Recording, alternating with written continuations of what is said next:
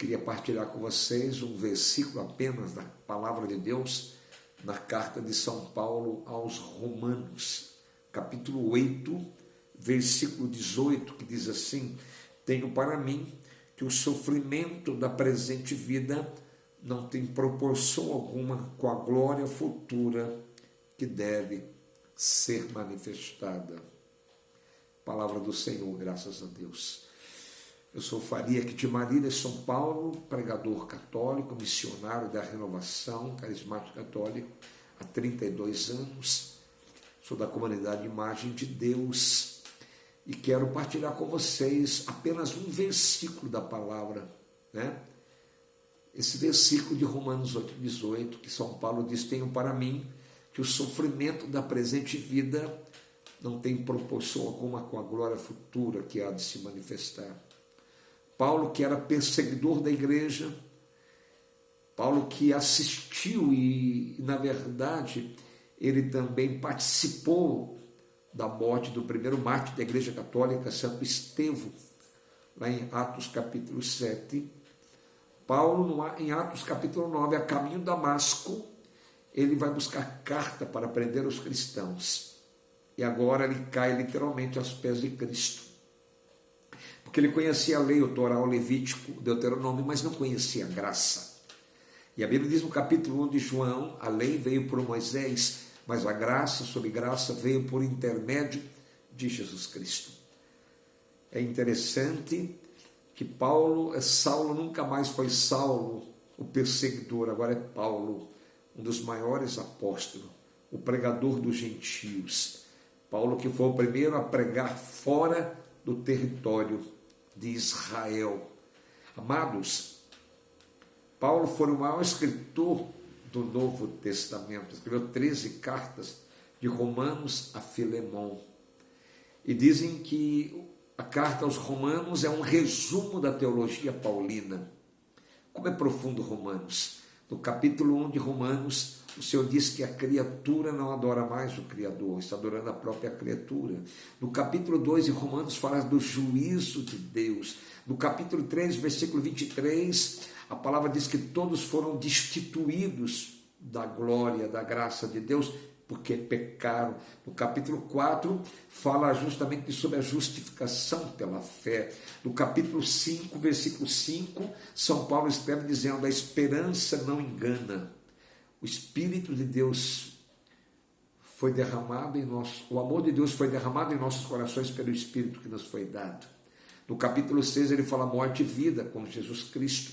No capítulo 7 ele fala da sua fraqueza, versículo 14, eu não faço o bem que quero, mas o mal que me aborrece. Capítulo 8 é fantástico. Capítulo 8, vou deixar para o final. Capítulo 9 fala da eleição de Israel. E no versículo 20 do capítulo 9 diz: quem és tu para questionar Deus? No capítulo 11 tem dois versículos que eu destaco. O versículo 29, que diz que os dons e os chamamentos são irrevogáveis. E no versículo 36 diz que para ele foram feitas todas as coisas. No capítulo 12 também é fantástico. São Paulo começa a dizer no capítulo 12, versículo 1: eu vos exorto pelas misericórdias de Deus a oferecer vossos corpos em sacrifício vivo, santo e agradável a Deus.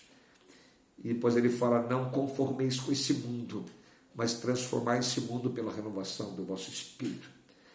A partir do versículo 9 ele traz conselhos, 28 conselhos.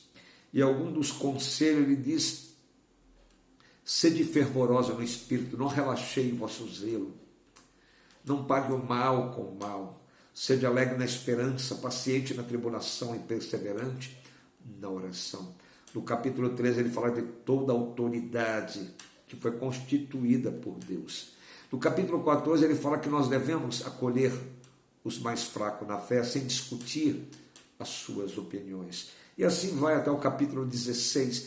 Mas quando chega o capítulo 8, eu destaco 7 coisas que Paulo fala tremenda. No capítulo 8, versículo 1, nenhuma condenação há para aquele que está em Cristo.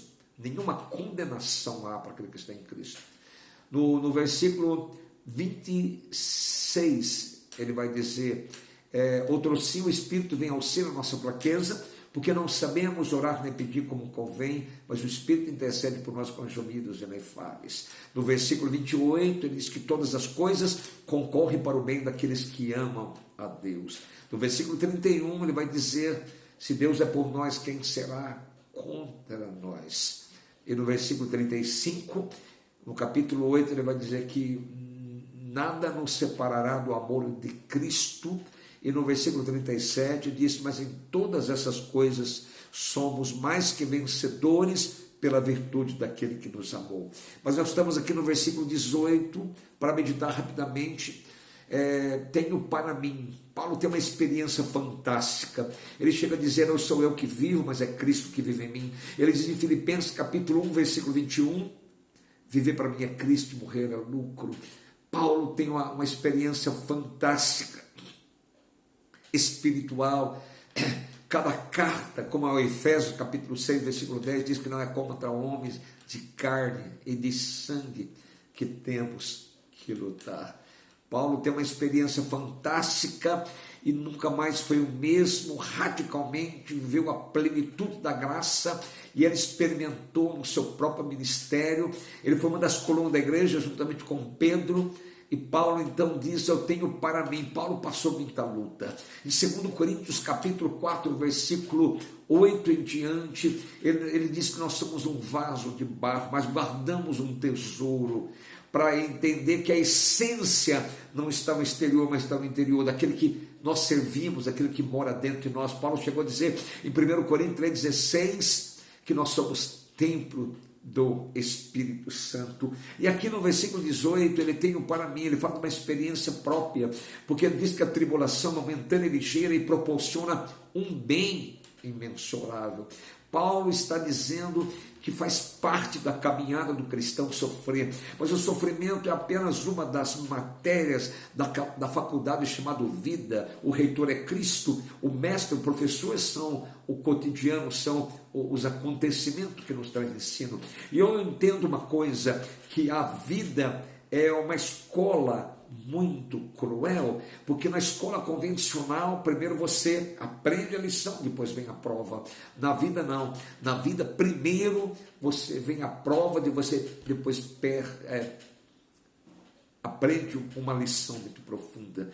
Tenho para mim que o sofrimento da presente vida, porque além do sofrimento tem o refrigério, tem o socorro de Deus, tem o cuidado de Deus, o carinho de Deus, tem a intervenção divina. Sim, nós temos o livramento, nós temos a cura, a libertação, nós temos tudo em Deus, porque tudo concorre para o bem daqueles que amam a Deus. Eu tenho para mim que o sofrimento da presente vida me fez lembrar uma passagem de Mateus capítulo 8, versículo 5, do centurião, que chega até Cristo. Ele era pagão, ele não podia nem falar com Cristo, mas ele quebra o protocolo, ele ultrapassa a barreira da normalidade do direito e chega até Cristo, lembrando que lá em Romanos, nesse mesmo livro de Romanos 10, 13, diz que todo aquele que invocar o nome do Senhor será salvo. Em Cristo já não tem mais intolerância, já não tem preconceito, porque no Antigo Testamento só tinha direito de entrar no templo só o judeu, e só no Santo dos Santos o sumo sacerdote uma vez por ano, mas o véu do templo foi rasgado. Mateus 27, 51, quando Cristo deu um brado na cruz, o véu rasgou, e agora nós temos livre acesso, como diz em Hebreus 4,16, aproximemos confiadamente diante do trono da graça, a fim de alcançar, a misericórdia e o auxílio oportuno. Tenho para mim que o sofrimento da presente vida, o centurião chegou para Cristo e disse, o meu servo está em casa, de cama, paralítico, e sofre muito.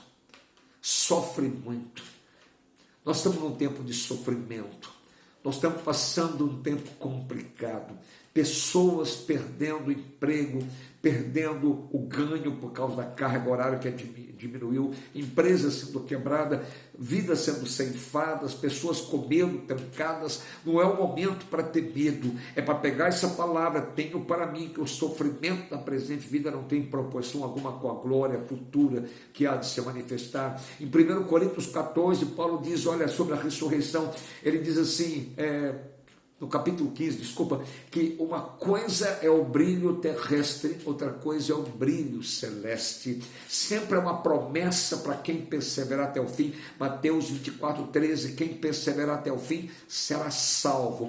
Eu entendo que é uma dificuldade, que é justamente na diversidade que se revela a essência do homem. É nos dias maus, embora os dias é mau, Efésios 6 vai dizer isso, Eclesiastes capítulo 12 vai dizer isso, que os dias são maus, embora os dias são maus, Deus é bom. Levanta a cabeça, tua coroa não pode cair, você é filho da promessa, é temporário, como diz o livro de Eclesiastes capítulo 1, tudo é efêmero, tudo é passageiro, é transitório. Logo estaremos lembrando, sim, teremos lembrando, recuperando a nossa esperança. É hora de confiança, de esperar no Senhor. É melhor clamar do que reclamar, é melhor esperar do que desesperar. Então, fica sólido na fé, se apega em Cristo, não tira os olhos do altar, não abra concessão na tua fé. Tenho para mim que o sofrimento é ligeiro, é passageiro, vai passar e não tem proporção alguma com a glória futura que há de se manifestar. Como o Senhor curou aquele homem, o servo do centurião, e ele diz: eu não sou digno que o Senhor entre em minha casa, mas dizer uma palavra. Então fica com essa palavra de Romanos 8:18, tenho para mim que o sofrimento, eu sei que você sofre, eu também sofro.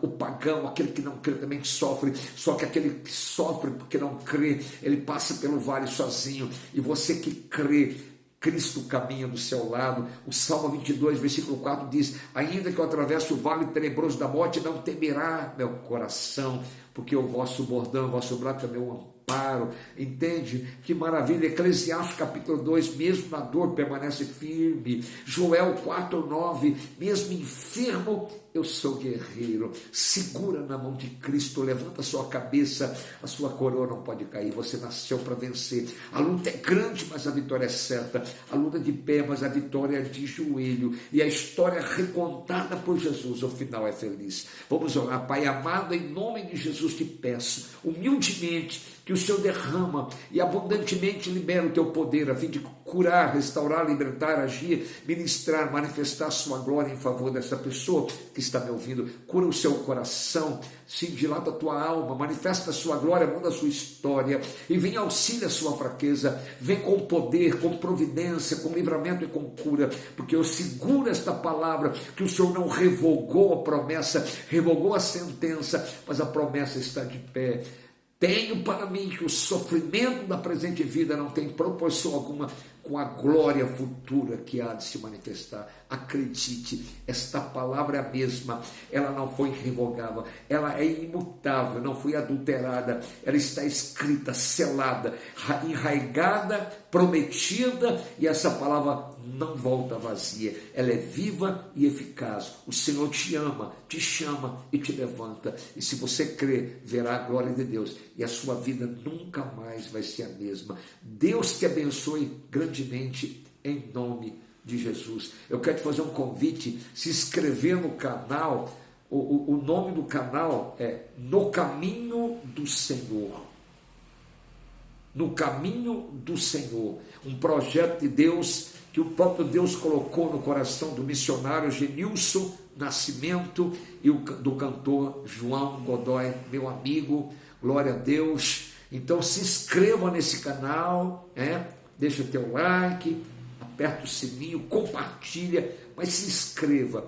No Caminho do Senhor. No Caminho do Senhor. Um grande abraço. Deus te abençoe, em nome de Jesus. Amém.